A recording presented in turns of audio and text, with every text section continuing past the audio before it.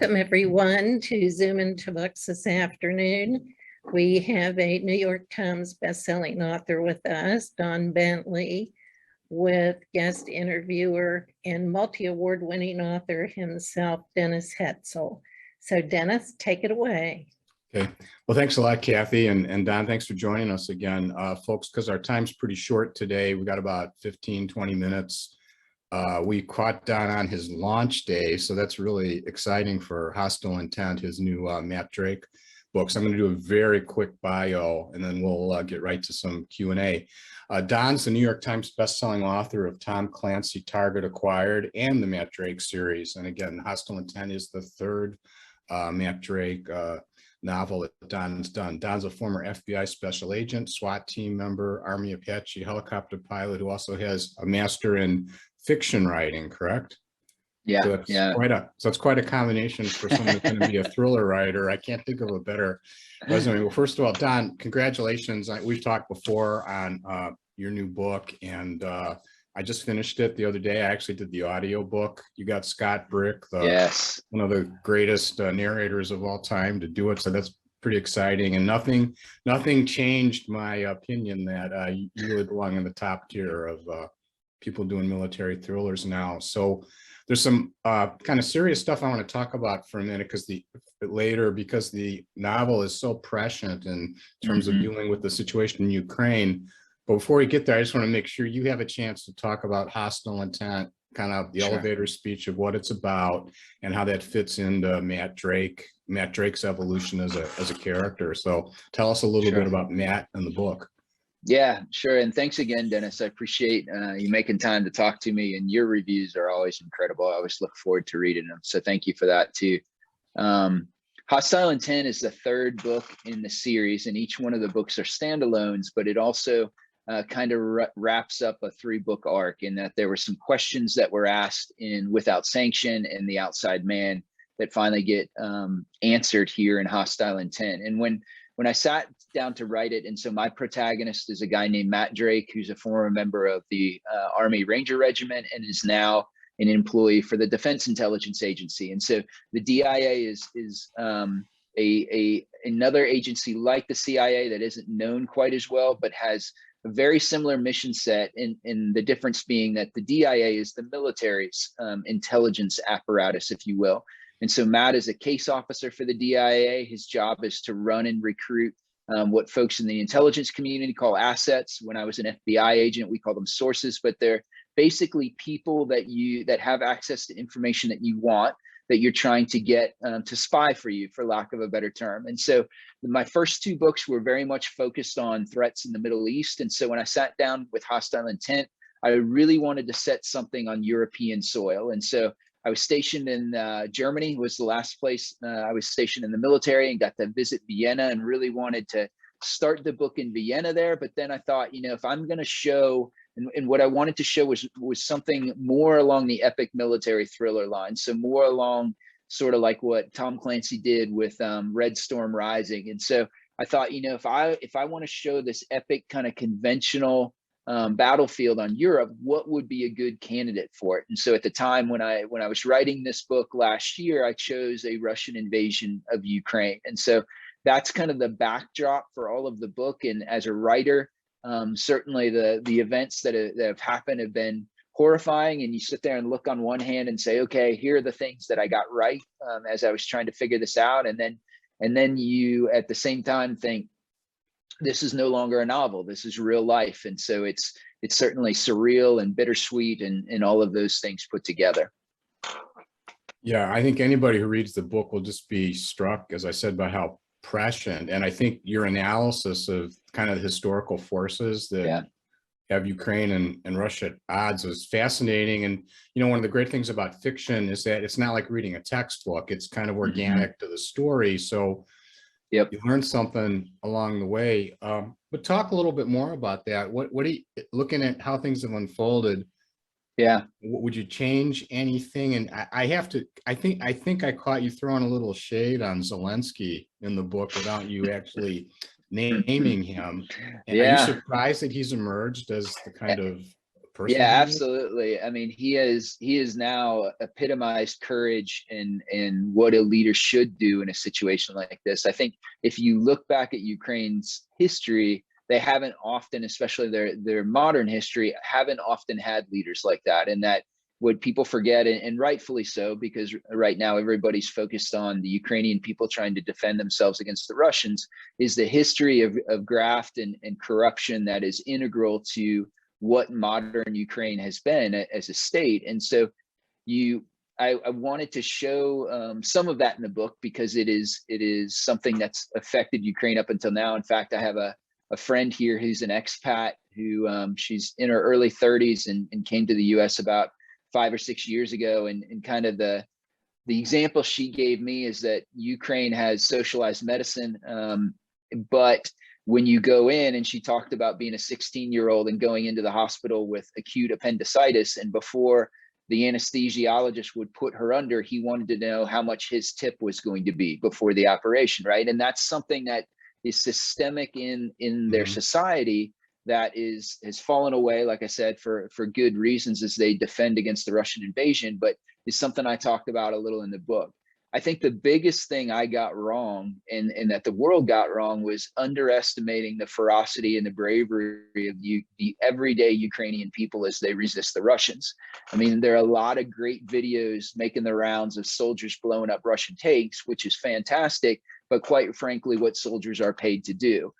To me, the image that stands out that I missed in the book completely is the image of a Russian column pulling into a Ukrainian town, and it looks like they're caught in the middle of a meteor shower, because there are so many Molotov cocktails that are raining down on them. And you just think about the amount of raw courage that takes for Grandmas a man or a woman. Molotov cocktails. Yeah, in the grandmas are basements. making them, in the basement, and ordinary Ukrainians are throwing a glass bottle full of alcohol at a Russian armored vehicle. And if that doesn't define courage, I don't know what does.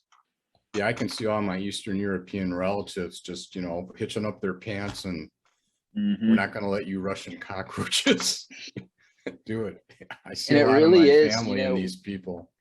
Yeah, I mean, one of the things that's striking about it, because unfortunately we've seen the opposite as of late, whether it was Syria, or whether it was Iraq at different times, whether it was portions of Afghanistan, of a people abandoning their duty as citizens to try and fight for the nation they love. And the Ukrainian, you see the opposite of that, so much that it's common now for entire families to go to the border, and the men to drop off their little kids and young wives and then turn back around and go fight for their country. And I think as Westerners, as products of the American Revolution, there's something in that deeply resonates with us, that, going back to Zelensky, courage is contagious, and we're seeing a lot of courage right now. Yeah, well, it's just a little thing, but this is something I put up yesterday outside my front porch, and I got a lot of neighbors flying them, and our Rotary Club's talking about how to help. And I think, kind of gets us all to, we were talking earlier about, we have first world problems over here, and a lot of things are bad, but it really helps you appreciate what we have. Absolutely. Absolutely. So what kind of research did you do on the Ukraine? Had you been there, or did you have to do a lot of distance kind of research, talk to, former military colleagues who really understood what goes on? All of the above. Unfortunately, I got to travel quite a bit when I was in Europe, but Ukraine was not one of the countries that made the list. But I have a kind of my cadre of subject matter experts that are old retired soldiers like me. And so I ended up picking the brains of a friend of mine who retired as a colonel, and asking him, I'm like, hey, what do you think the Ukrainians would do now? How do you think Russia would do this? What would it look like? And then, like I said, I've been lucky enough to meet Ukrainians here in the States and stuff. And so I tried really hard to capture the essence of that country, and the essence of what it looked like and what it would feel like. And frankly, I look back more on where the Russians were successful, because that was another thing I think the entire world had gotten wrong. Is up until now, if you look at the Russian invasion of Georgia and the last time the Russians invaded Ukraine, is that they are very, very good at operating, or traditionally have been very, very good at operating in what's called the gray zone, which is where you send, in the Russian case, they call them little green men, but where most likely Spetsnaz operators or SVR or FSB operatives, to go in and set the conditions for the battle ahead of time. And the way that the Russians did this so well in times past is to make it look like there's a populace that's oppressed that is welcoming the Russians in, and the Russians are coming in as liberators. And so, you know, most of what the Russians took into Ukraine the first time around was basically, a lot of it was without firing a shot, right? They were able to go in because they'd done so well of setting the conditions for that invasion. And so I kind of imagined that on a larger scale. And, Right. and for whatever reason, the Russians have not been as successful about that this time around. I think maybe one of those reasons, I have a lot of critiques with how we as the US has handled it, but I think one of the things that we did really well was declassify intelligence and show the world this is what is actually happening. Here's where the Russians are postured. Here's where they're actually preparing to go into Ukraine. Here's one. And that took away the Russians' ability to set up that conversation, to set up the narrative that they wanted the world to buy. And I think that was very effective. Yeah, you know, and to circle back to the book a bit, something else that struck me, besides how, you know, real and immediate the scenes in Ukraine feel, Mm-hmm. Vienna itself is almost a character in your story. I thought that was Yeah. really interesting. Yeah. And I think in the review I wrote for Book Trip, I just described it as sort of a, you know, a playground for spies, as long as everybody follows the normal rules. And I don't think I'm giving anything away by saying Matt doesn't follow all the rules, and he gets kind of a boot in the rear end to get out of Dodge. And, you know, what did you do to bring Vienna to life? Yes. So like I said, my last duty assignment in the military was in Germany, and the guy next to me was training in the cubicle next to me was training for his first Ironman. And he said, let's go run a marathon. And I said, that's a terrible idea. And he's like, we'll do it in Vienna. And I'm like, I'm in. And so we went to Vienna and very much experienced it as tourists. I got to take my wife and kids. And at that point in my life, I just knew it as Vienna, the city of music and chocolate and coffee. And it's kind of the character epitome of old Europe, you know, the cobblestone streets and the little cafes. Well, later on in my life, I started doing some more research in my time as the FBI, and certainly for this book, is you learn the history that Vienna had as kind of the buffer between East and West, specifically in the Cold War, and that it was, you know, neutral territory, if you might say so, where you know, the Western and Eastern forces could come together and practice the profession of espionage. And there's this great urban legend that I quote in the book that on any given day, there are 7,000 spies walking the streets of Vienna. And so it very much was like, man, I know I want this to be in Europe. And this is such a cool town for so many reasons, but it has this kind of sordid underbelly that's really, really fun. And I wanted to exploit that too. Yeah, well, and I think, you know, you characterize this as kind of a more conventional military thriller, and I'd agree with that. And it makes sense, you know, within the context of the plot. Another thing that's kind of become a trope in a lot of military thrillers is this, you know, skepticism / cynicism of politics, particularly American politics in general. Yeah. And that sort of comes through in the book, although your president is an interesting character. Yeah. He seems to be the one closest to having a moral center or not making decisions that just are in his self-interest. I mean, I wonder if you wanted to talk a little bit how politics, the Washington piece of it fits into your books. Yeah, I think there's always I think that the men and women who are operating, you know, for on the ground at the point of the spear have a clarity that our leaders in Washington often do not. And so it's easier to sit at a conference table and brainstorm ideas and worry about what's provocative or not if you're not the guy or girl on the ground that's dodging bullets and actually executing that policy. And so I think, you know, going back to Zelensky, one of the things that resonates, I think, with the world with Zelensky right now is he is unabashedly both courageous and not just audacious, but firm in his beliefs. There's no equivocation. Right. There's no moral waffling. There's no on his part. It's almost like a Churchillian, and he's been compared to a whole lot of Churchill during the Battle of Britain, of rallying the British people to, this is what we will bear any cost. We will, you know, to that there are times where the choice between right and wrong is very clear. And I think I think a lot of times that gets lost in the 30,000 foot view from Washington DC as you're, you know, taking the UN view of politics and in international relationships. And so I did that Someone Without Sanction, and that certainly comes through somewhat in Hostile Intent, that kind of dissonance between what it's like to be a guy or girl on the ground and what it's like to be sitting in an air-conditioned conference room and trying to make those decisions. But I also, as you mentioned, the president, I hope people, you know, appeal to their better angels. And so I give him the chance and kind of show what would the right thing look like, or what's a way out of here that doesn't end in World War III, but also doesn't leave the people who are on the pointy end of the spear, doesn't leave them flapping out in the cold either. Yeah, you know, I would almost amend what you said. It's not only about the dissonance, it's about, you know, I learned the 8 years I was a lobbyist in Ohio for the News Media Association.